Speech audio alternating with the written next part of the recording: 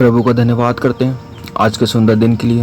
प्रभु ने हमें दोबारा इस पृथ्वी के ऊपर जीवित रखा ताकि हम प्रभु की आराधना और प्रभु की महिमा कर सकें। मेरे प्रियो, हम प्रभु का कोटि कोटि धन्यवाद करें क्योंकि उसने हमें अभी तक जीवित रखा है कि हम आज इस पृथ्वी के ऊपर जीवित है। ये उसका अनुग्रह है, ये उसकी करुणा हमारे जीवन में बनी हुई है कि हमें प्रभु ने अभी तक संभाल के रखा है। जबकि हम इस बात को जानते हैं कि हम अपने बल, हम अपनी बुद्धि, हम अपने आप से कुछ नहीं कर सकते, लेकिन प्रभु जो है वो हमें दिन पे दिन संभालने वाला परमेश्वर, हालेलुया। वो हमें हर एक विपत्ति, हर एक परिस्थिति, हर एक दुखों से संभालने वाला परमेश्वर है। मेरे प्रियो, वो परमेश्वर का वचन कहता है कि फल पेड़ों से पहचाना जाता है कि कौन सा पेड़ में फल आ रहे हैं और कौन से पेड़ के अंदर कांटे, ऊंट कटारे ये लग रहे हैं। लेकिन मेरे प्रियो, परमेश्वर का वचन कहता है कि जब आप परमेश्वर की आराधना कर रहे हैं, आप परमेश्वर के अंदर चल रहे हैं मेरे प्रियो, तो आपके अंदर वो फल दिखाई देना चाहिए कि जो फल परमेश्वर के वचन के अंदर लिखा है कि सबसे बड़ा फल कि प्रेम का फल आपके जीवन के अंदर आना चाहिए।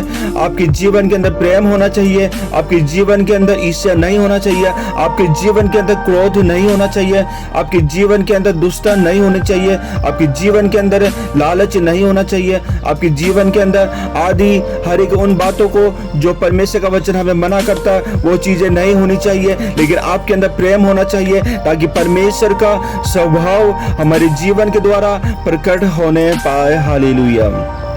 प्रभु का वचन कह रहा है कि हमारे अंदर फल दिखाई देना चाहिए। वो फल दिखाई देना चाहिए जिस फल के द्वारा दूसरे लोगों का जीवन, दूसरे लोगों का चरित्र, जो बिगड़ा हुआ चरित्र है वो बनने पाए। मेरे प्रियो, जो प्रभु के वचन के ऊपर विश्वास करेगा वह उद्धार पाएगा, वह और उसका पूरा परिवार प्रभु के ऊपर विश्वास करेगा, उद्धार पाएगा। क्योंकि वचन कह रहा है कि प्रभु का जो फल है वो हमारे अंदर दिखाई देना चाहिए। नम्रता का फल हमारे अंदर होना चाहिए, हमारे अंदर दया का फल होना चाहिए, हमारे अंदर क्षमा का फल होना चाहिए। प्रभु हमसे यही तो चाहता है कि हमारे स्वभाव के द्वारा हम दूसरे लोगों में प्रकट करें कि हम प्रभु यीशु मसीह के पीछे चलने वाली भेड़ है। और जब प्रभु यीशु मसीह के पीछे चलने वाली भेड़ है तो हमारे अंदर से वो फल प्राप्त होना चाहिए, वो फल आना चाहिए, वो फल उत्पन्न होना चाहिए जैसा प्रभु यीशु मसीह का स्वभाव है। मेरे प्रियो, आपके जीवन के अंदर क्रोध नहीं होना चाहिए, आपके जीवन के अंदर नम्रता होनी चाहिए, आपके जीवन के अंदर धीरजता होनी चाहिए, आपके जीवन के अंदर क्षमा होनी चाहिए। मेरे प्रियो, हालेलुया। मेरे प्रियो, उन भाई बहनों के लिए हम प्रार्थना करते हैं जिन लोगों के जीवनों में बदलाव नहीं आ पा रहे, जिन लोगों के जीवन में परिस्थितियां हैं, जिन लोगों के घर परिवारों में परिस्थितियां हैं, मेरे प्रियो, उन लोगों के उद्धार कर परमेश्वर। प्रभु वो लोग तुझको जानने पाए कि तू सच्चा और जीवित परमेश्वर। हालेलुया। प्रभु तूने हमें अब तक संभाला और उन लोगों तक पहुंचाया जो लोग तेरे वचन को नहीं जानते। प्रभु उन लोगों तक तेरा वचन पहुंचाने पाए परमेश्वर, ताकि वह भी उद्धार को प्राप्त कर सके। प्रभु तुझको प्राप्त कर सके, तेरी योजनाओं को प्राप्त कर सके, तेरी बातों को सीखने पाए। प्रभु तेरे वचन को देखने पाए कि प्रभु का वचन हमसे क्या कह रहा है। मेरे प्रियो, हाँ मेरे प्रियो,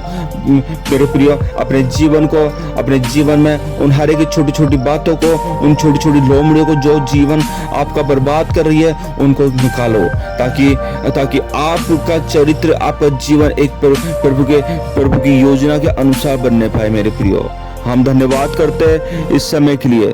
हालेलुया। हर बात में हम प्रभु को धन्यवाद करते हैं। आगे के समय को हम प्रभु के हाथों में रखते हैं, आगे प्रभु हमारे जीवन से अपनी महिमा को लेने पाए। सब बातों के लिए हम धन्यवाद करते हैं। प्रभु यीशु मसीह के नाम से मांगते हैं कि हमारे जीवन के अंदर वो फल उत्पन्न होने पाए जिस प्रकार वचन कह रहा है कि हमारे जीवन का क्षमा का फल, दया का फल और भी बहुत सारे फल है, लेकिन हमारे जीवन के अंदर प्रेम का फल होना चाहिए, हमारे जीवन का क्षमा का फल होना चाहिए, धीरज का फल होना चाहिए, नम्रता का फल होना चाहिए। प्रभु हमसे यही तो चाहता है कि हम एक दूसरे को क्षमा करें और आगे बढ़ने पाए, क्षमा करके हम अपने जीवन को आगे बढ़ाने पाए। यह नहीं कि हम जिन परिस्थितियों में फंसे हुए हैं उन परिस्थितियों के अंदर ही हमें रहना है। नहीं मेरे प्रियो, हमें उन परिस्थितियों से निकल के आगे की ओर दौड़ना है। जिस प्रकार पौलुस कहता है कि मैं उस दौड़ के लिए दौड़ रहा हूँ, जिस मुकुट को मैं प्राप्त करने जा रहा हूँ वह मुकुट हम सब लोग भी प्राप्त करने पाए। लेकिन उस मुकुट को प्राप्त करने के लिए आपको संसार से दूर होना पड़ेगा, और संसार से जब आप दूर होंगे तो आपके आपके जीवन में आप सोचेंगे कि मेरे पास कुछ भी नहीं है, लेकिन आपको ये नहीं मालूम कि आपके पास में वो सब कुछ है जो उस संसारिक व्यक्ति के पास में नहीं है, लेकिन आपके पास में वो सारी की सारी चीजें हैं जो आपको दिखाई नहीं दे रही है, वे आत्मिक की चीजें है। हालेलुया।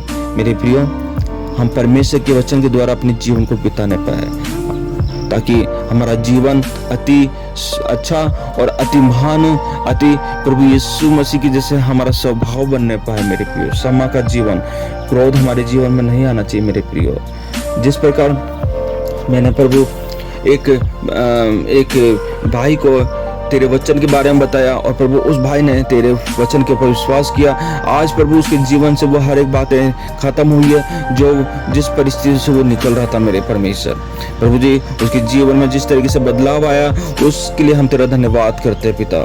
प्रभु और तू कुव्वत देना था कि मैं और लोगों के पास जाके परमेश्वर तेरे वचन को बताने पाऊँ परमेश्वर। हाँ प्रभु,